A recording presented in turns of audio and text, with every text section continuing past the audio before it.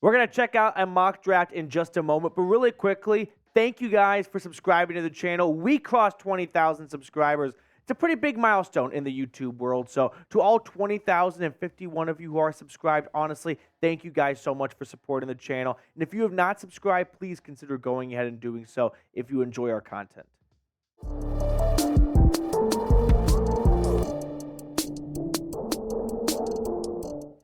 It is mock draft season as The Athletic dropped a brand new round one mock draft. So we're going to react to it, see who they had the Broncos selecting in this mock draft, and we're going to kind of go through all the selections that were made. So without further ado, let's jump into this Athletic mock draft, starting with pick number 1, going to, the Atlanta Falcons, making a blockbuster trade with the Bears to move up and get Caleb Williams. Drake Maye goes number 2. That makes some sense. Marvin Harrison goes 3. Fashanu is going to help out Kyler Murray down in the desert. Moving along here, Malik Nabers, one of the best receivers we have seen in a while, is off to the Chargers, so we'll have to deal with him twice a year, but don't worry, Pat Surtain has that covered. Moving along here a little bit, we've got Dallas Turner, one of the better edge rushers in this draft class, going to the Bears at number 9. But you might be thinking, Petey, the Broncos have the 12th overall pick. Why do I see a Texans offensive lineman selection? That's because The Athletic had the Broncos making a trade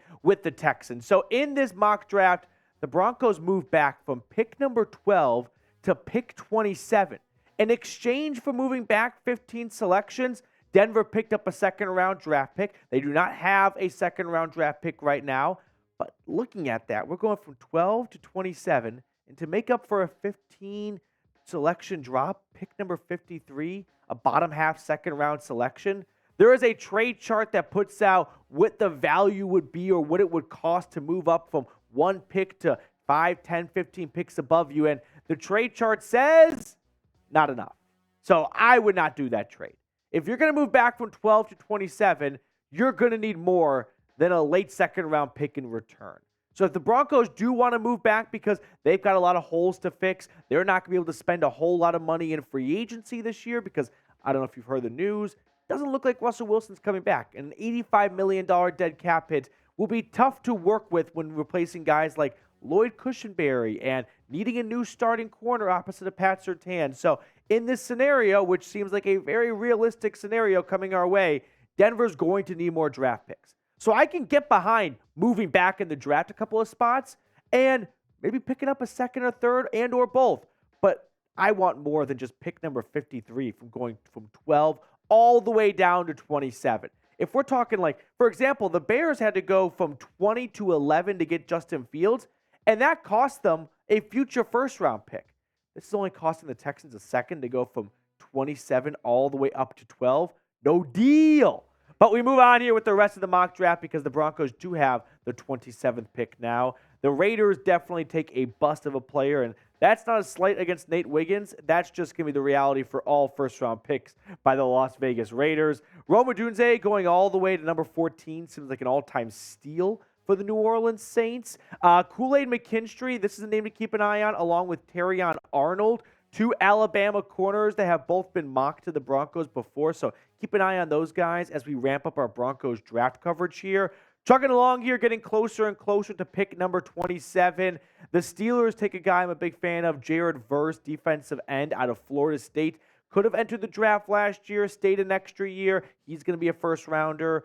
We see another unicorn. This time it's the Eagles taking a white corner from Iowa. Yeah, how about that? After the Broncos went with Riley Moss last year. And, well, we all heard how Riley Moss is going to be a starter in this league. However, he couldn't even take snaps from Damari Mathis, the worst corner in football. But that's for another episode. But finally, we get to the Broncos selection, which is Washington quarterback Michael Penix Jr.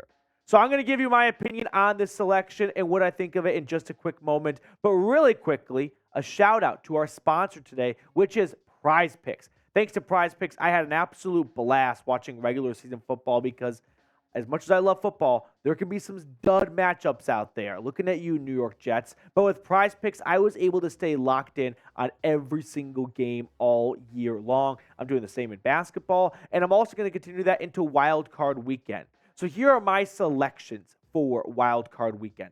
I like them more for Joe Flacco's passing yards against the Texans. He threw for nearly 300 yards in the first half alone, just in Week 16 against the Texans. I like them more at sub 300. I like them less for Patrick Mahomes in horrible weather against the Miami Dolphins. I like them more on Mike Evans' receiving yards against the Philadelphia Swiss Cheese Eagles defense. And then finally, I like the less on Najee Harris's rushing yards because he's not even the best running back on his own team. So if you like my selections, or if you're like Producer Coop and you think I'm a fool, you can fade my selections. But just do it at prizepicks.com/CLNS and be sure to use code CLNS for a first-time deposit match up to $100. I put that link because I love you guys in the comments and description of today's video. Now, before I give you my opinion on this selection, let's see what the expert, Nate Bumgardner from The Athletic, had to say about this pick. The QB4 question is a tough one.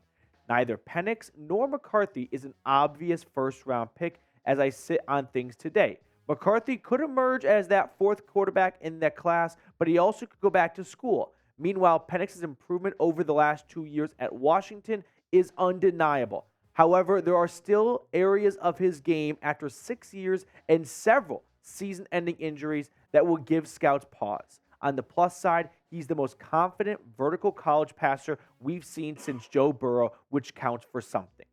When it comes to Michael Penix, I'm a big fan of Michael Penix. I think, and I've been saying this for a long time, if he was a righty quarterback in the SEC, the tune and the national narrative around him would be very different. And he would be looked at like Jaden Daniels was this year. But because he's lefty, people want to put him in Salem, Massachusetts and dunk him like a witch. And Pac-12, no one watches football over there. No, I'm telling you guys, if you, and they exist, find the highlights of Michael Penix where it's just flipped and you're looking at it like through a mirror and he's throwing like a righty quarterback and you'll think that's going to be the next superstar quarterback at Mile High. So the big question, though, is not about the numbers. The stats are awesome. Roster bait to the numbers, they're incredible right now. It's the medicals. It's what Nate brought up, right? It's 2 torn ACLs. It's 4 seasons at Indiana all cut short because of season-ending injuries, whether it's a knee injury or a shoulder injury. And so teams are going to do their homework on these medicals, right? A first-round draft pick for a team is not just something you give it the old college try. No, GMs value these first-round picks. They are going to exhaust every single ounce of research and information available for these players. But if the medicals come back of, hey, we know he got injured a lot in college, but as of now, he's got a clean bill of health. And you don't have to worry about him maybe going into the pros with already a ton of wear and tear, and that's going to take some years off of his career. If he comes in with a clean bill of health and we're just looking at it through a lens of football, I'm in. Because Michael Penix has been one of the best pure vertical passers we have seen. I'm talking not looking for dink and dunks down low like Bo Nix does and having your running back or your wide receiver run 40 yards after the catch. I'm talking taking the big shot, looking downfield, and doing it with accuracy and velocity. And Michael Penix does both of those things with extreme levels of success. Now, I know what we're all thinking. Quarterbacks, draft. He's not going to fall to 27. PD, what the fuck are you smoking right now? There's no way Michael Penix is going to be available at pick 27. Take him at pick number 12. And I can get behind that, but I can also remind you and do some research and say, every year we do this. And it's January 11th right now, and I'm probably still going to forget this when the draft rolls around. But everyone, like kumbaya, say it with me. We build up quarterbacks every single draft, and then the draft rolls around, and all those QBs that we were told were going to go round 1 do not. I'm looking at you, Will Levis. I'm looking at you, Malik Willis. Like every single year, and that's not their guys' fault. But as a country and as a sports fandom, as a media cycle, we build up these QBs. Why? Because ESPN, who has the draft rights, I don't know if you know that, all these other big publications that make a lot of money off the draft, they want there to be the most amount of intrigue and question and just overall entertainment going into the draft. And how do you do that? By building up the quarterback class. Now, I looked back since 2000, and I think you guys might find this interesting. There have been 8 drafts since 2000 where 2 QBs were taken in the top 5. Okay? There have been 5 drafts with 3 QBs taken in the top 10. And there have been 7 drafts with 4 or more quarterbacks taken in round 1. So we know Caleb Williams, Drake Maye, and Jane Daniels are all going to go in the first round. But does Michael Penix slip in? I hope J.J. McCarthy does not. I don't think he should even enter the draft this year. The guy completed 10 passes and won a national championship, and I'm supposed to believe he's worthy of a first-round draft pick? No, first-round draft picks are not for quarterbacks you think, hey, I think they could be good one day. Those are guys that you think can change your franchise. So, we've seen 7 drafts in the last 23 years feature 4 QBs going in round 1. We're talking at a hit rate below 33% here. Like, not even 1 in every 3 drafts. So it might sound crazy right now to say Michael Penix might not go round 1. But fast forward to the draft, and I know that earlier I was saying Penix is a round 1 guy. But every year we do this, we get sucked in to the QB class as all being first round Hall of Fame talent. And then the draft rolls around and the GMs just laugh at us. And they laugh at our mock drafts. And they go, I don't know what you guys are talking about. But none of the 32 NFL GMs actually thought that QB was going round 1. We're going to add more to that in just a second here. But we shall round out the rest of the mock draft because I don't want to keep you guys waiting. So the way the rest of the mock draft rolled out was we had Troy Franklin, a really good receiver out of Oregon, go to San Francisco. And then the Ravens, they rounded out with Quinion Mitchell, a DB out of Toledo. Now, I do love mock drafts, like all of you watching right now, but I do love to know how accurate are mock drafts. And the reality is they're not. And I do mock drafts, and I know that, and you know that. But I think we should actually look at some of the numbers here. So what I did was I looked back at January 2023 mock drafts, okay? So this time last year.